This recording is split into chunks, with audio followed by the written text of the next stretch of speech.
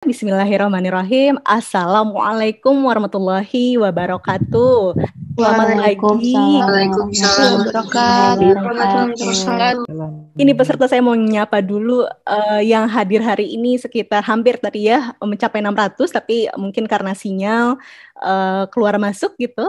Nah ini saya ketemu banyak, kayaknya saya juga sering ketemu juga di peserta tadi ya di beberapa kesempatan, jadi saya menyapa dulu, mudah-mudahan kabarnya baik di sana, gitu kita bisa bertemu virtual, teman-teman juga masih semangat untuk, ya jadi sebenarnya kalau dikatakan seminar tuh kesannya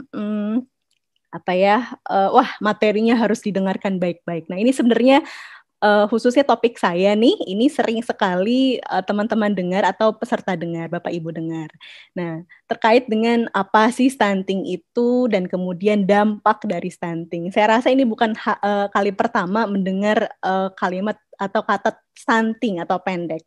Bukan juga kali pertama untuk menggambarkan stunting itu ya saya mungkin sudah mulai tahu begitu ya, stunting itu anak-anak yang pendek tadi. Nah, tapi pendeknya seperti apa? Saya akan sharing sedikit di sini, berbagi pengalaman dan juga mengapresiasi ibu-ibu di sini. Mungkin ini banyak ibu-ibu juga ya, ibu rumah tangga atau ibu yang sedang bekerja juga sambil mengikuti webinar. Ini Masya Allah masih semangat. Dan kemudian juga calon-calon ibu atau calon bapak. Nah, calon bapak harus disebut juga karena mempunyai peran yang penting. Nanti kita akan lihat peran penting apa yang dipunyai oleh bapak, kemudian juga oleh ibu. Nah, saya coba share screen, mudah-mudahan terlihat sebentar. Nah, ini adalah seminar daring. Jadi temanya Ibu Cerdas Tanggap Gizi, Anak Sehat Bangsa Maju. Waduh, kayaknya agak-agak jadi setiap ibu tuh harus cerdas kayaknya untuk tanggap gizi. Selain tanggap gizi juga tanggap yang lain ya, karena ibu rumah tangga itu atau ibu-ibu itu punya peran yang sangat erat di rumah tangga dan untuk dirinya pada saat dia hamil gitu ya, kemudian nanti pada saat menyusui dan mengurusi makan anaknya tuh. Jadi nggak berhenti-berhenti tuh peran ibu. Maka siokianya kalau ada ibunya di rumah mungkin mengucapkan selamat hari ibu untuk hari ini gitu ya, setelah melahirkan teman-teman, nanti teman-teman juga yang perempuan nih sebagai tombak atau lanjutan gitu ya untuk menjadi ibu di kemudian hari. Maka ini saya akan gambarkan seperti ini. Nah, pada suatu hari ada namanya Ibu Hamka. Ibu Hamka itu bisa kita katakan solehah serta rajin mengaji, sabar dan penyayang, selalu ingin tahu, selalu ingin belajar, senang bergaul, senang membantu, kreatif, inovatif. Yang saya rasa Ibu Hamka ini nggak sendirian, karena ibu-ibu di luar sana saya rasa ini semuanya pasti punya karakteristik seperti ini. Ya, jadi itu yang perlu kita ingat. Status Ibu Hamka ini saya mau cerita nih, Ibu Hamka ini ibu dengan satu anak usia 5 tahun gitu ya, sedang merencanakan kehamilan kedua. Nah, rencananya begitu. Jadi selama masa pandemi itu ibu ini ibu rumah tangga ya, Ibu Hamka, tapi dia sambil bekerja dari rumah yaitu berwirausaha. Nah, dan mengurusi pekerjaan rumah tangganya ini jadi kebayang gitu ya, mungkin sosok ibu yang di rumah sambil ibu rumah tangga juga sambil bekerja atau ibu bekerja yang juga mengurusi urusan rumah tangga begitu, kemudian juga punya anak balita yang kalau kita lihat tadi kan kenapa bahasanya adalah 1000 hari pertama kehidupan gitu. Nah, termasuk di dalamnya adalah status gizi balita dan status gizi dan kesehatan pada balita tadi. Di sini Ibu Hamka tidak sendirian karena Ibu Hamka tadi saya bilang peran bapak ayah Hamkanya atau suaminya tadi yang sudah mulai bekerja dari kantor. Nah, Ibu Hamka tadi karena kita kenal dia rajin, selalu ingin tahu, selalu ingin belajar. Jadi Ibu Hamka ini bukan tenaga kesehatan. Nah, Ibu Hamka ini karena sering di rumah begitu ya, sering mengikuti webinar-webinar yang kita tahu ya banyak sekali webinar yang mungkin satu hari itu bisa seharian atau teman-teman mengikuti besok ada webinar lagi. Nah, karena Ibu Hamka tadi punya sifat selalu ingin tahu, kemudian selalu ingin belajar gitu. Nah, suatu ketika Ibu Hamka ini ceritanya melihat webinar yang menggambarkan hal seperti ini. Jadi yang Ibu Hamka tahu dari gambaran ini, nah ini pada saat dilihat gitu ya, Ibu Hamka mendapatkan informasi dari Bank Dunia menggambarkan peta dunia yang di sini ada warna-warninya tadi tuh. Warna-warna yang ada di sini menunjukkan Karena ini adalah peta terkait dengan prevalensi anak pendek usia 5 tahun atau balita di bawah 5 tahun pada tahun 2018. Dilihat di sini, karena Ibu Hamka adanya di Indonesia ya, dilihat ternyata peta Indonesia itu ada warnanya oranye. Warna oranye ini, kalau kita lihat di bawahnya ya, menunjukkan bahwa mempunyai angka atau sebaran anak-anak stunting atau balita di Indonesia itu yang angkanya cukup tinggi, yaitu 30%. Di atas 30%. Kita bisa bayangkan berarti 3 dari 10 anak itu stunting atau pendek. Nah, jadi Ibu Hamka semakin pengen tahu tuh kira-kira maksudnya apa sih gambaran dari oranye ini tadi dan anak-anak stunting tadi sebarannya seperti apa sih begitu ya. Kemudian Ibu Hamka terus mengikuti webinar ya, webinarnya tetap diikuti, kemudian dilihat kembali ada paparan webinar dari Bappenas. Nah, kita ini Pak Pungkas yang menyampaikan. Beliau dari Badan Pembangunan Nasional ya, Perencanaan Pembangunan Nasional terkait dengan namanya Ibu Hamka tadi bukan tenaga kesehatan ya, jadi pada saat melihat ini apa sih nih ya dari paparan tadi, nah ternyata ada di situ Bappenas menyampaikan adanya tren stunting balita tadi, maka ada sejarahnya. Oh ternyata stunting itu dimulai pada saat tahun 2013 ya, karena pemeriksaannya dimulai pada saat itu, pas dilihat angkanya 37,2%. Ini hampir 40% pada saat itu, pada tahun 2013. Jadi kita bisa bayangkan 4 dari 10 anak. Mungkin itu terkena juga pada anak kita gitu ya, atau Ibu Hamka berkebayang gitu apakah ini juga terkena pada anak saya, tadi anaknya usia 5 tahun ya.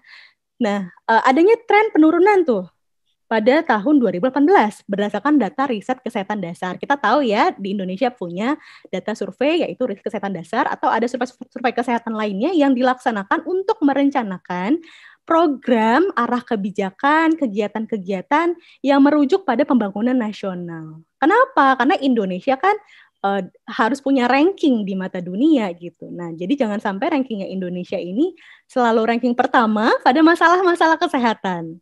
Nah, itu yang maka dari itu selalu ada arah kebijakan atau program yang ditentukan oleh pemerintah. Pemerintah pada tahun 2018 membuat proyeksi. Nah, pada tahun 2019 ada survei SSGBI ya, Status Gizi Balita Indonesia.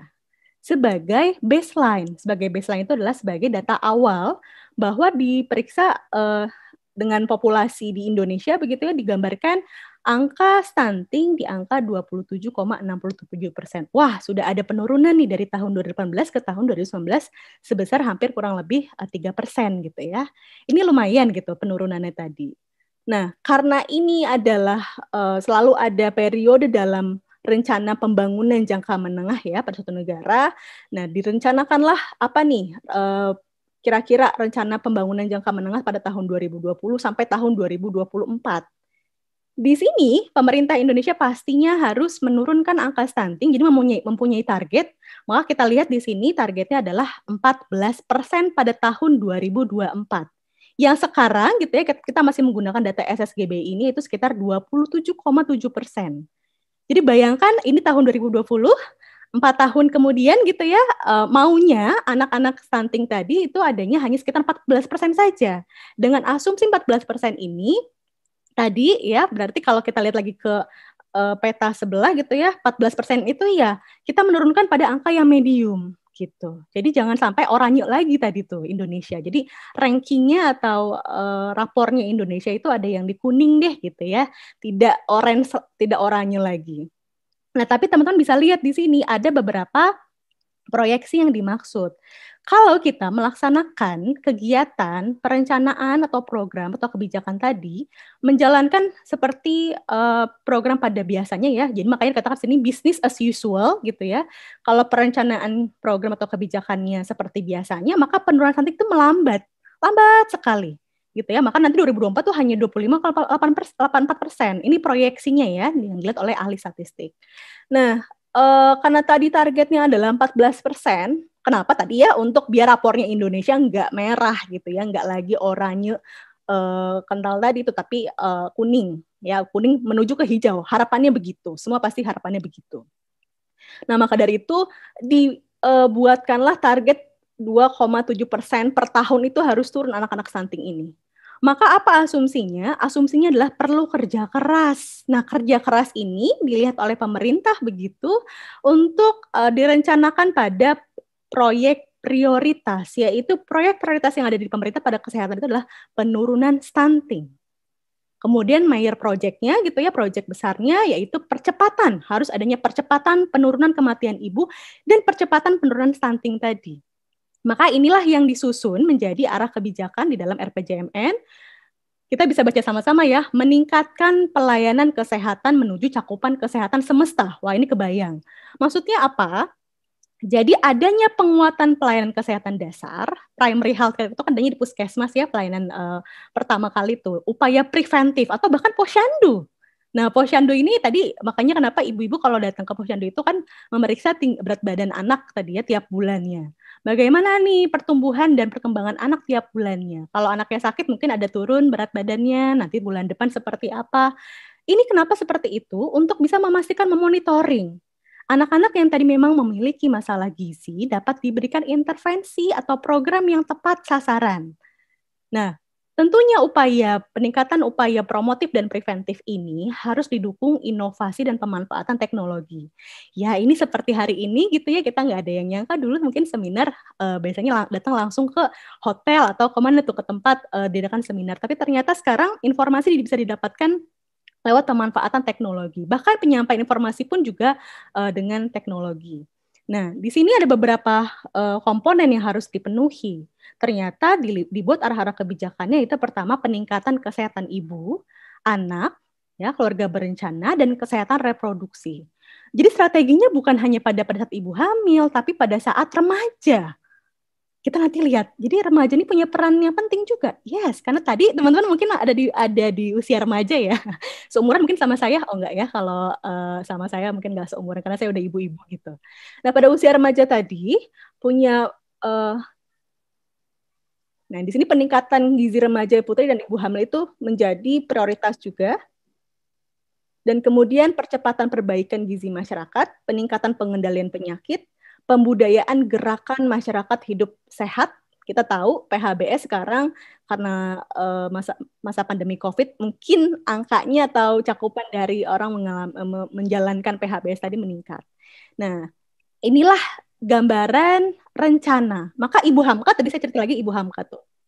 Ibu Hamka udah mulai berpikir, oh dikatakan di sini ya, jadi skenario kebijakan apa nih yang bisa saya lakukan gitu ya, karena Ibu Hamka tadi punya anak balita, kemudian juga merencanakan kehamilan berikutnya. Jadi Ibu Hamka mulai berpikir, orangnya Ibu Hamka kan mau tahu ya, mau belajar.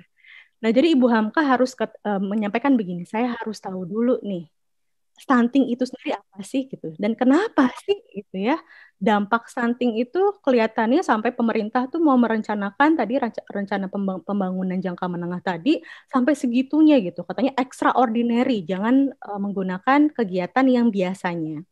Nah di sini kita bisa lihat dampak kesehatan yang kita tampilkan atau yang terdampak dari stunting itu adalah pada perkembangan otak anak. Bisa terlihat di sini.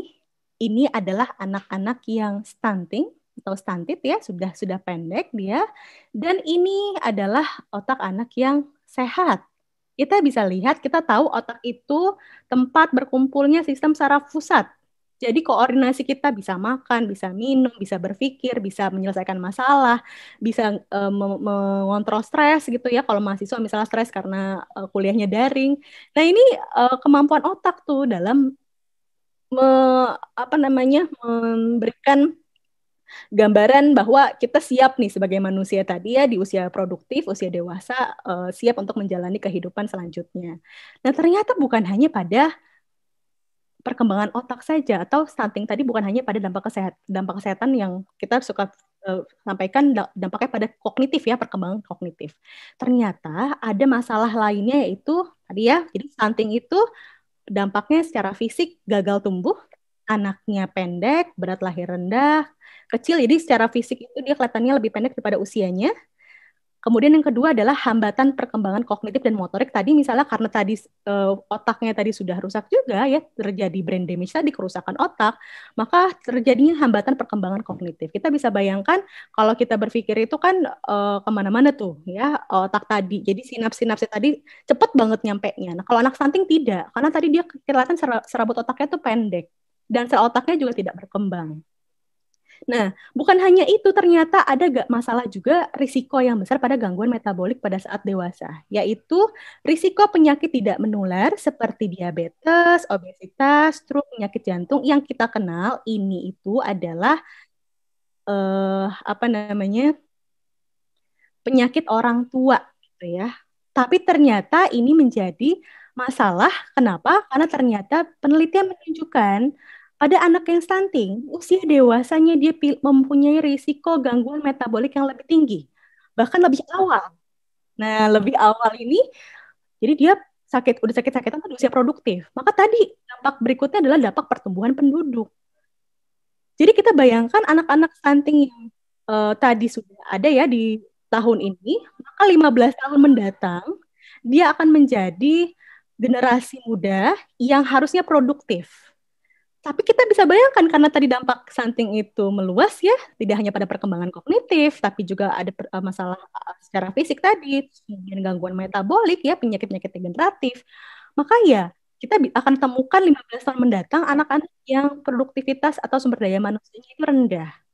Nah, ini yang dimaksud bonus demografi tidak termanfaatkan dengan baik. Harusnya kita tunggu di 15 tahun itu tuh banyak anak-anak usia produktif yang siap tuh untuk bisa membangun negara gitu ya, Indonesia tadi.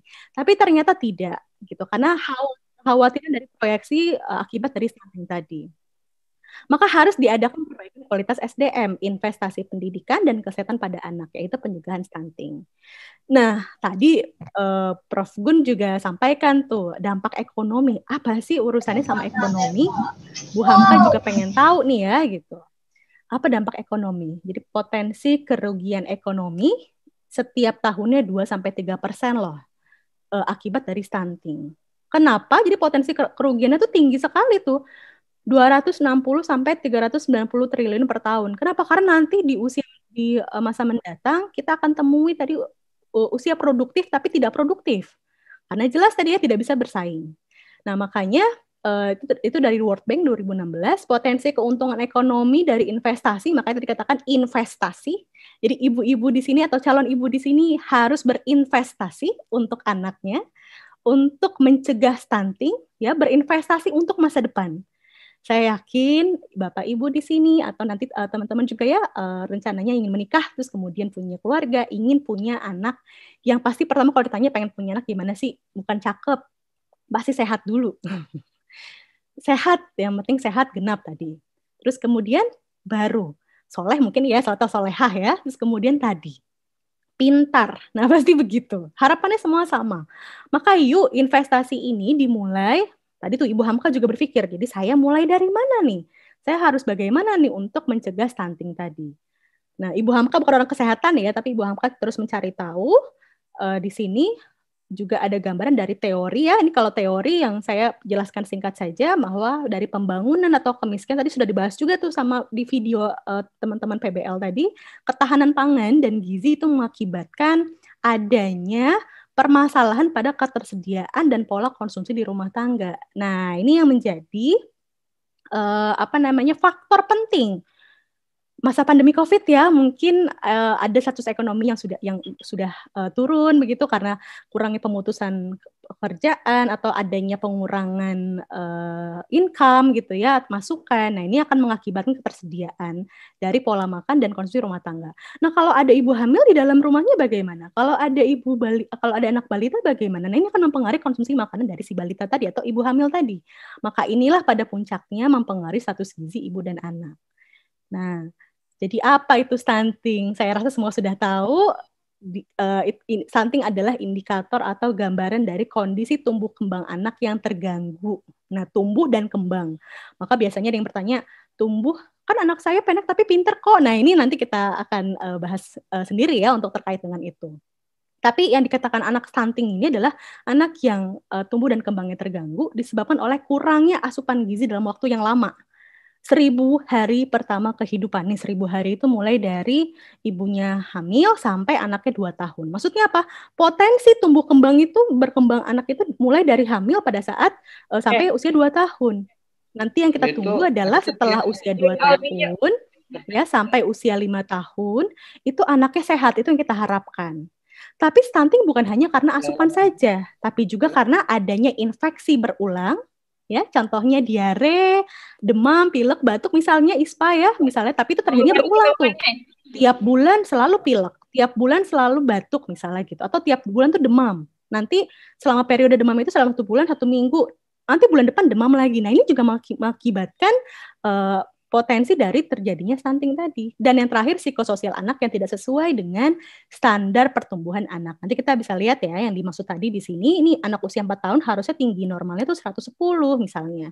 Tapi di sini ada anak yang tingginya hanya 80 cm. Nah, ini adalah indikator ya, salah satu indikator secara fisik dia pendek. Nah, ini juga perlu diukur lebih lanjut nih, apakah sudah mencapai kepada perkembangan otak. Kalau usia 4 tahun, kita juga bisa bayangkan tuh, berarti potensi dia sudah berkurang ya.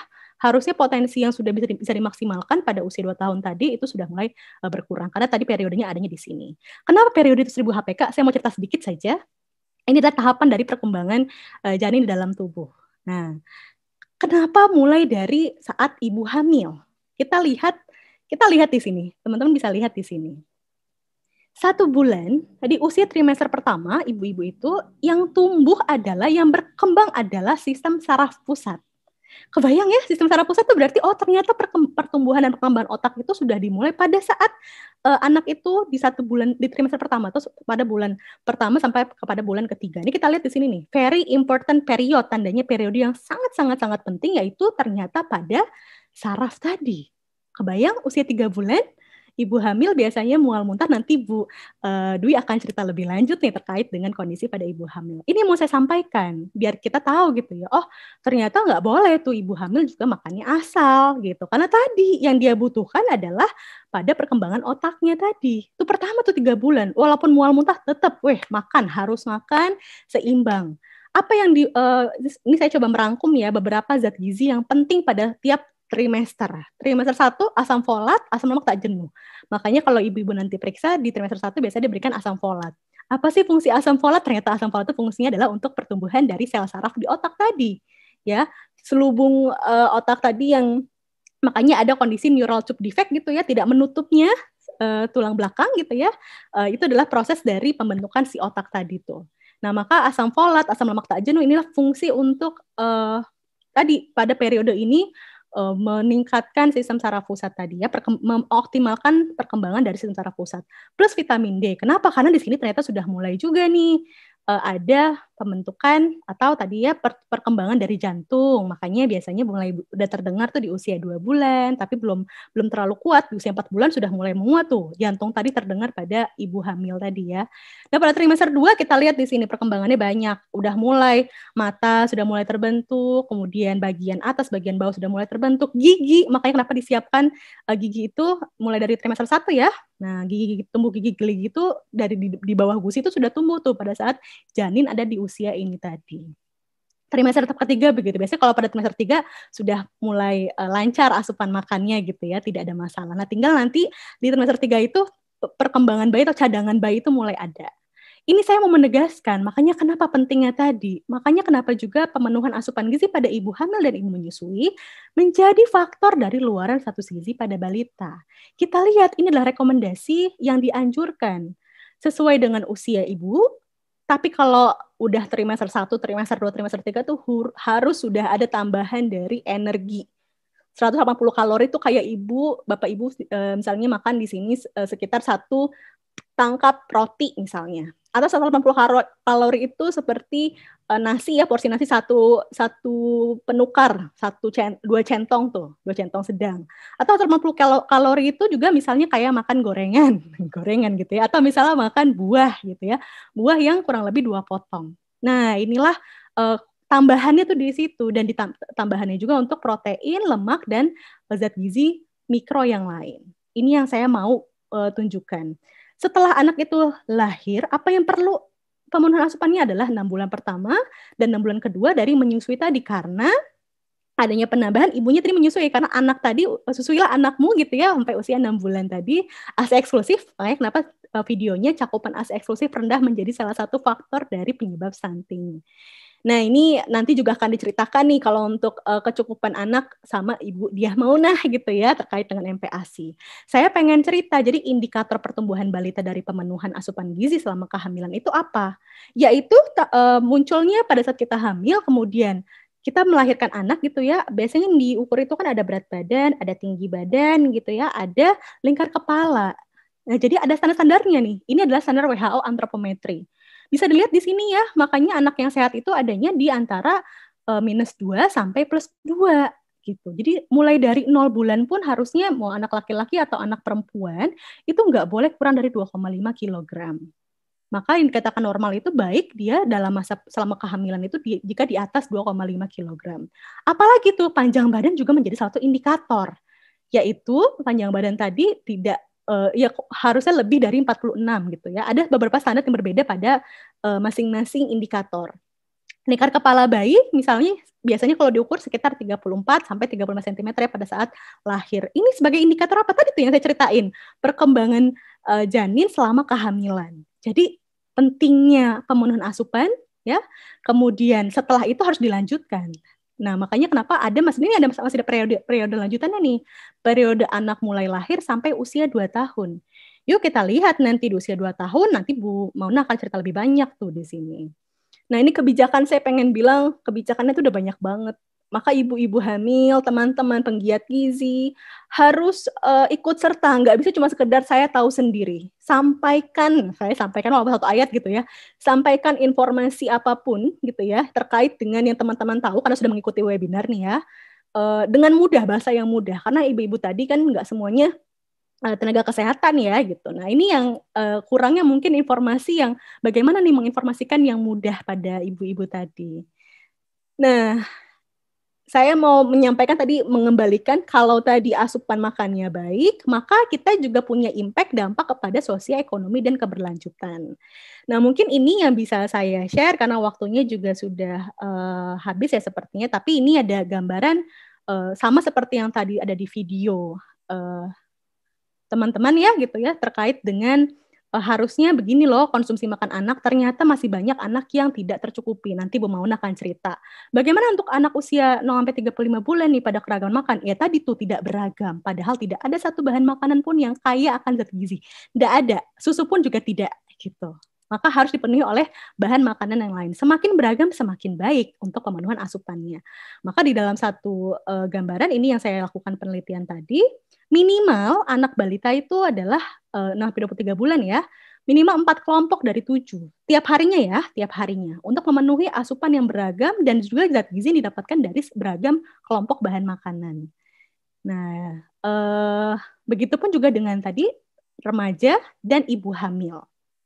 Nah, di sini penelitian saya menunjukkan gitu ya bahwa ibu hamil yang dia konsumsinya beragam, dia akan punya kemampuan untuk melahirkan anak dengan berat di atas 3 kilogram. Nah, itu yang kita mau kan ya, biar bisa survive. Ini yang bisa saya gambarkan. Terakhir, ya, ini ada masing-masing porsinya, jadi ketahuilah porsi masing-masing. Nah, investasi, nah jadi akhirnya si Ibu Hamka tadi mikir, investasi yang saya perlukan adalah saya perlu investasi waktu, saya perlu investasi tenaga dan kemauan untuk mengurusi makanan rumah tangga di rumah tangga saya tadi yang beragam, tapi juga tadi kalau ibu-ibu kan biasanya di kantong ya. Nah, ternyata ini saya juga bikin gambaran di perencanaan menu gitu ya, dengan perencanaan menu yang baik itu lebih baik mendapatkan gambaran lebih murah dibandingkan misalnya membeli. Nah, ini menjadi indikator juga tuh kalau pada ibu-ibu. Maka kuantitas, kualitas, beragam, dan aman itulah yang kita harapkan. Ini terakhir penutup dari saya. Kami perintahkan kepada manusia agar berbuat baik kepada kedua orang tuanya. Ibunya telah mengandungnya dalam keadaan lemah yang bertambah-tambah dan menyapinya dalam usia 2 tahun. Bersyukurlah kepadaku dan kepada kedua orang tuamu, hanya kepada aku kembalimu. Mungkin itu saja Hair yang bisa saya share untuk sesi hari ini.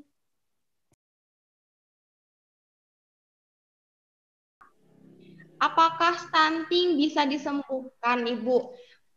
Kemudian apakah stunting hanya terjadi pada keluarga yang kurang mampu dan bagaimana cara mengatasinya, Ibu, untuk stunting di daerah yang ekonominya rendah? Apakah stunting dapat disembuhkan? Tadi sudah dijelaskan begitu ya. Sebenarnya stunting itu adalah kondisi gagal tumbuh kembang yang biasanya terlihat setelah usia 2 tahun. Maka tadi saya sampaikan tuh sebelumnya, biasanya indikator anak stunting tadi juga terlihat pada saat anak lahir. Nah, itu yang indikator berat badan lahir rendah. Kemudian itu sudah ada tanda-tandanya tuh ya, tanda-tanda untuk anak memiliki risiko yang lebih. Maka dari itu pada saat anak itu lahir dan kemudian memiliki berat badan dan panjang badan yang tidak normal, ibu masih punya waktu tuh pada periode yang tadi sudah dijelaskan sama Bu Diah ya. Itu jelas sekali tuh periode ASI kemudian MPASI yang mumpuni pada usia 2 tahun. Dapat disembuhkan nggak stunting ini? Nah, stunting ini sebenarnya bukan penyakit ya, tapi ada stunting merupakan kondisi yang kita nanti bisa lihat dari beberapa indikator.